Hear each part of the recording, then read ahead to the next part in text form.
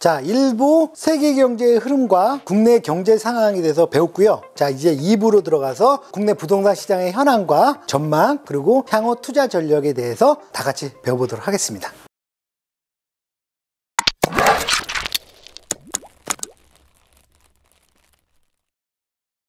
한국 부동산 시장 현황을 크게 보게 되면은 부동산 버블의 심각성, 여러분들도 언론을 통해서 많이 들어보셨을 겁니다. 지금의 어떤 집값이 한국 경제에서 담아낼 수 있는 그 정상 범위는 사실 넘은 지가 좀 됐거든요. 그래서 어떤 버블의 심각성, 근데 이 공급이 부족한 사태, 특히 서울 같은 경우 공급이 부족하다 보니까는 조정이 쉽지가 않고 계속 또 올라갈 수도 있는 그런 상황이 있다는 거, 특히 전세난이 심화되고 있다는 거. 그래서 부동산 시장을 종합적으로 보면은 분명히 부동산 집값에 어느 정도 버블은 있는 것 같은데, 그렇다고 공급이 부족하고 전세난이 심화된 상황에서 이게 조정받기가 지금 쉽지는 않다. 그 얘기는 뭐예요? 하락 장세를 섣불리 예측하기는 지금 쉽지 않다는 얘기예요. 그래서 그거에 대해서 한번 자세하게 한번 보도록 하겠습니다. 한국 부동산 시장의 흐름, 2017년도에 들어와서 주택 가격이 4년 만에 2배 이상이 상승했습니다. 이거 경실련이 발표된 편인데요. 이때가 이제 2021년 올 초에 발표가 된 거거든요. 그때 했을 때 뭐 평균 서울의 30평형의 아파트 가격이 6억 4천 정도가 됐는데, 올 1월달 기준으로 했을 때 평균 가격이 11억 4천 정도가 됩니다. 그래서 뭐 78% 정도가 상승됐다고 그랬는데, 이 이후에는 더 높아졌어요. 그래가지고 그거를 뒤에서 좀 더 보도록 하겠습니다. 2017년도 쉽게 말해서 이제 문재인 정권 들어서서 서울에서 분양한 아파트들이 있어요. 현재 그러면 그때 분양 가격하고 현재의 가격을 놓고 비교를 했더니만 평균 몇 프로가 올랐다? 130%가 올랐습니다. 사실 이거 거의 4년 반 됐지 않습니까? 4년 반 동안에 130%가 상승한 거예요. 사실 이게 어마어마하게 상승한 거거든요. 근데 구체적으로 보면 뭐 이렇게 쭉 나오죠. 예. 여기서 이제 좀 더 디테일하게 보도록 할게요. 아까도 얘기했지만 경실련 발표했다시피 서울 아파트 평균 가격을 봤을 때, 물론 이제 30평형을 기준으로 하는 겁니다. 2013년도, 그 다음에 이제 작년 7월 달까지 했을 때 2013년도면은 이제 리먼 사태의 거의 끝물 수준이었어요. 박근혜 정권 때였는데, 이때 30평대가 서울에서 평균 가격이 5억 한 1,700 정도가 됐었죠. 근데 작년 7월 달에 얼마까지 가냐? 10억까지 가는 거죠. 10억. 거의 2배 가까이 됐어요. 근데 올 1월 달에 또 뛰었어요, 가격이. 그래서 따지고 보면은 2013년도에 5억 한 1,700 했던 것이 현재 시점에 봤을 때는 12억 한 1,600이 된 거예요. 그러니까 이게 130% 얘기가 나온 게 바로 이게 되는 겁니다. 사실 4년 반 동안에 쉽게 말해서 더블하고도 30%가 더 올랐다. 야, 이거 좀 많이 뛴 거거든요. 그러니까 유례 없이, 사실 노무현 정권 때도 이렇게까지 뛰지는 않았는데 상승률을 봐서는 거의 역대 정권 중에서 문재인 정권에서가 최고가 아닌가 생각이 들어요. 그러다 보니까 이만큼 상승한 거에 대해서 대다수의 전문가들은 정상적인 가격은 아니다라고 판단을 지금 하고 있는 상황. 저도 마찬가지고요. 근데 이제 그 원인은 아까 얘기했다시피 공급 부족 문제, 특히 서울 같은 경우 공급 부족 문제, 특히 강남권하고 이제 도심권에서 이제 공급 부족, 그리고 특히 이제 전세난 심화. 왜 그러냐면 이제 그 뒤에서 배우실 겁니다. 이제 작년 8월부터 시행했던 이제 임대차 보호법 개정안 때문에 그동안 이제 전세 매물이 이제 월세화로 많이 바뀌었거든요. 물론 이제 근본 원인은 마찬가지로 이제 저금리 유동성 때문이었어요. 저금리 유동성이 되니까 당연히 자산 버블을 뭐 앞에서도 설명했지 않습니까?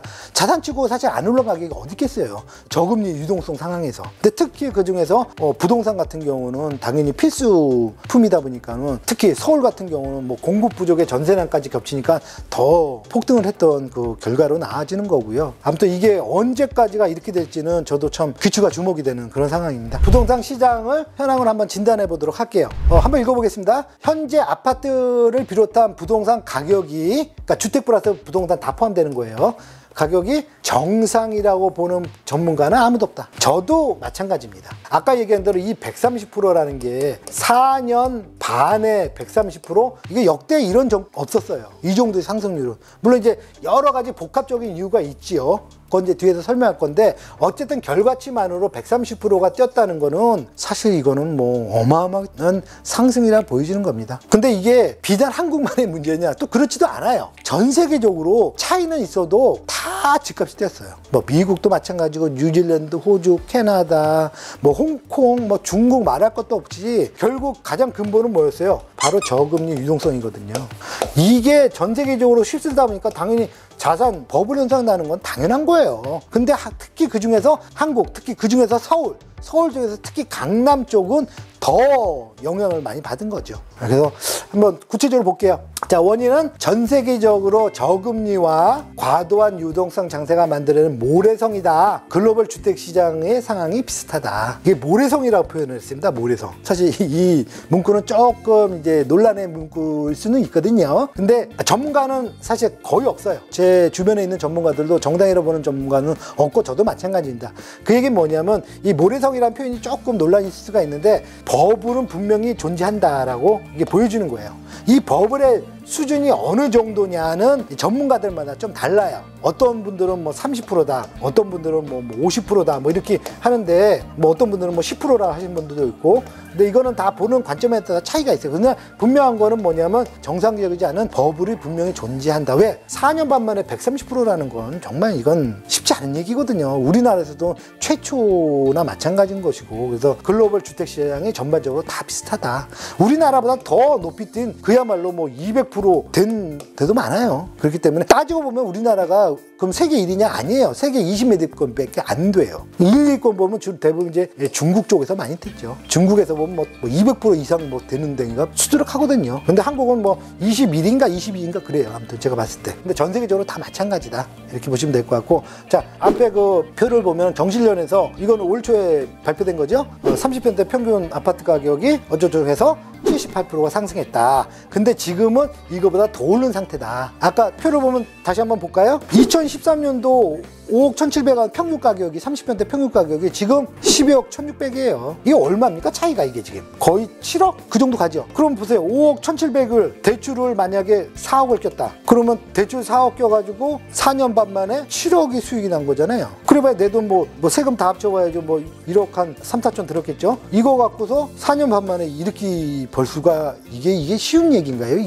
이거는 조금 제가 봤을 땐 과하다는 생각은 분명히 듭니다. 어쨌든 정상은 아닌 것 같아요. 그게 버블이 어느 정도 수치냐, 그건 섣불리 얘기하기는 왜 전문가들마다 다 다른 관점이 있기 때문에 좀 차이가 있어. 분명한 거는 이거는 조금 과하다라고 좀 저도 보여주고 있는 겁니다. 다시 돌아가도록 하겠습니다. 자, 그러면 이 구체적으로 집값이 폭등했던 이유에 대해서 한번 살펴보자는 거죠. 그 폭등했던 이유는 마찬가지로 이제 글로벌적이라고 말씀을 드렸는데, 그럼 어떤 거냐? 첫 번째는 제일 먼저를 따지고 보면 뭐예요? 전 세계적으로 지속적인 저금리와 유동성 증가다. 이게 사실 제일 기준이에요.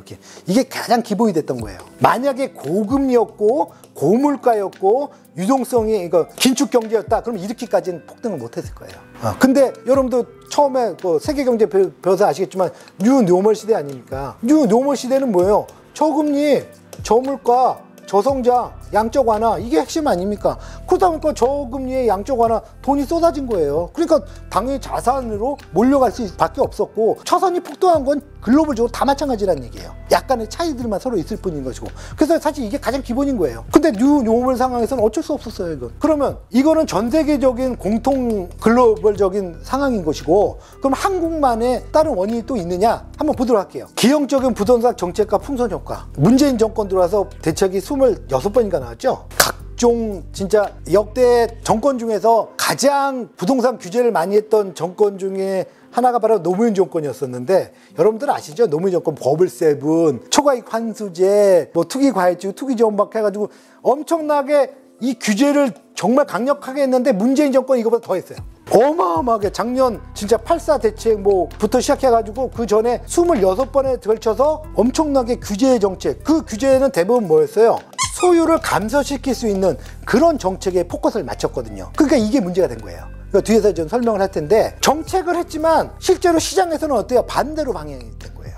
규제가 나오면은 잠시 머물렀다가 다시 반등하고, 정책이 나오면은 반등했다가 옆에가 풍선 효과로 또 벌어지고, 이러다 보니까는 원래 모든 포커스는 언제 했습니까? 강남의 재건축이 포커스였거든요. 근데 강남의 재건축, 강남의 일반 아파트, 그러다 서울 뭐 강북의 아파트, 수도권 이런 데까지 다 지금 풍선 효과로 해가지고 연쇄적으로 다 가격이 올랐던 거예요.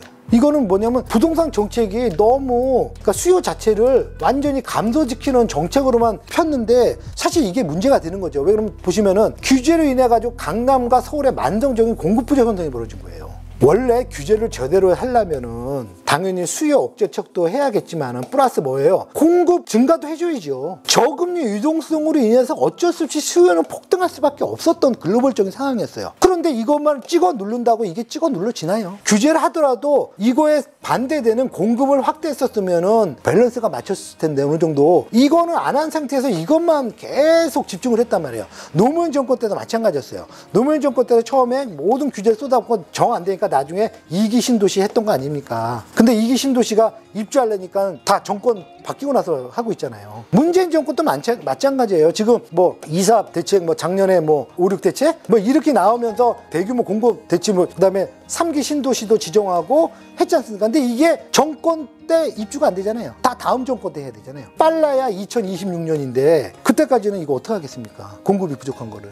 그래서 처음부터 제대로 되려면은 규제를 하더라도 수요 억제책도 필요하지만 플러스 공급 확대책도 같이 했었어야 된다. 근데 초반에 너무 수요로만 자꾸 공급을 등한시하다 보니까 지금은 몰려버린 거예요. 그래서 지금 뭐 대규모로 막 쏟아내고 있는데 이거는 이미 정권 바뀌고 난 다음에 할 수밖에 없는 거예요. 지금은 그냥 지구 지정만 하고 끝날 수밖에 없어요. 왜? 얼마 안 남았기 때문에. 그래서 이거는 좀 기형적으로 정책이 이루어졌다, 이렇게 보여지는 거고요. 그 다음에 이 상황에서 전세대출을 활용한 갭 투자의 천국이다. 이게 참 또 문제가 되는데 지금 대출 규제가 사실 심각하게 지금 규제를 하고 있잖아요. 근데 전세 대출은 또 거기 빠져 있거든요. 그러다 보니까 어떤 일이 벌어지느냐, 전세를 끼고서 투자라는 거 쉽게 말해서 갭 투자잖아요. 갭 투자는 쉽게 말해서 이제 대출이 있고 전세가 있는데, 대출은 이제 본인이 살 때 이제 대출을 끼고서 들어오는 것이고, 갭 투자할 때는 전세를 끼고서 소유권만 하고 실제로 전세자가 들어오는데, 문제는 뭐냐면 전세 대출을 규제를 안 하다 보니까 전세 대출 금리가 낮거든요, 일반 대출에 비해서. 그러다 보니까 전세 대출을 막 5억, 막 10억씩 이렇게 한단 말이에요. 이게 되다 보니까 마찬가지로 집값은, 왜?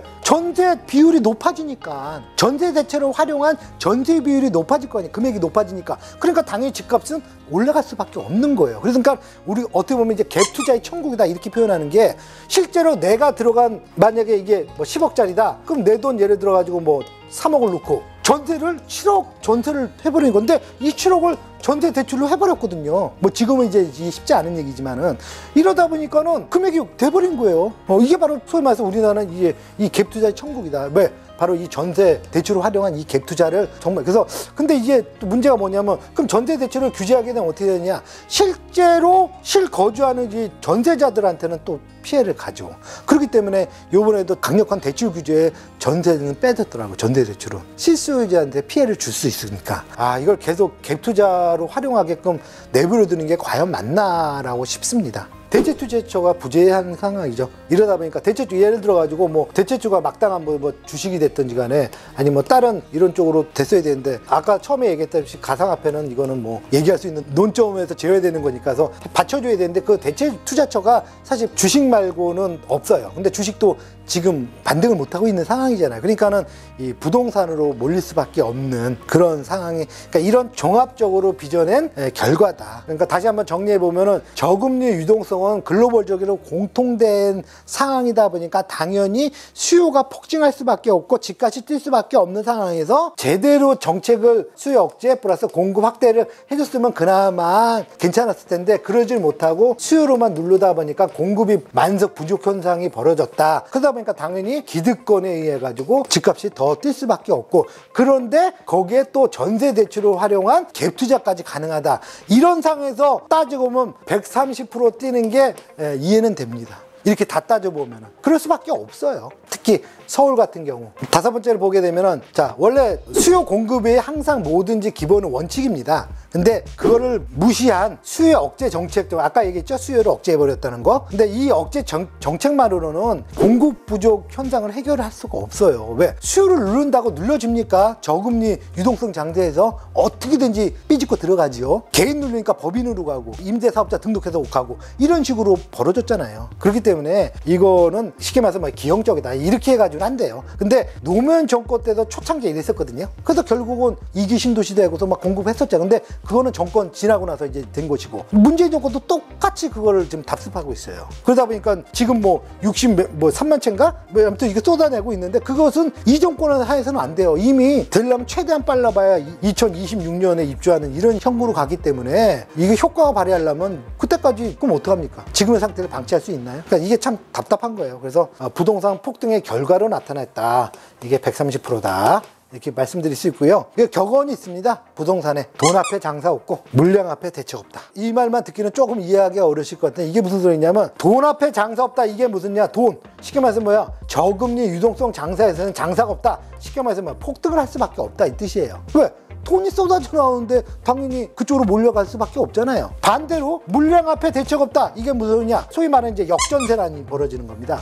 대규모로 예를 들어서 서울 같은 경우는 2018년도에 저 헬리오시티 거의 9,500세대 정도가 입주가 됐잖아요. 그때 뒤에서 보면 아시겠지만 이제 송파구라든지 강동구 쪽에 전세 역전세난이 벌어졌거든요. 대규모가 입주가 되다 보니까 주변에 전세를 맞춰야 되니까 그래서 전세 가격이 하락하다 보니까 마찬가지로 전세 가격이 하락하다 보니까 매매 가격도 같이 하락해버리는 그런 현상이 벌어지는 거예요. 그래서 어떻게 하냐? 물량 앞에 대책 없다. 이게 뭐냐? 물량 쉽게 말해서 입주 물량이 증가해서 역전세난이 벌어진다. 그러면 어떻게 한다? 가격은 하락할 수밖에 없다. 이 뜻입니다. 그래서 여러분들 그냥 격언으로 그냥 알고 계시면 됩니다. 향후에 또 왜 경제는 항상 돌고 순환할 수밖에 없기 때문에 다음에도 또 이와 같은 폭등 사태가 또 앞으로 10년 후에 또 벌어질 수 있잖아요. 그러면은 그때 마찬가지로 이 돈 앞에 장사 없고 물량 앞에 대책 없다. 이거를 항상 여러분들이 명심을 하시면은 그때 상황 벌어질 때 충분한 참고가 될 수 있을 거라 믿어집니다.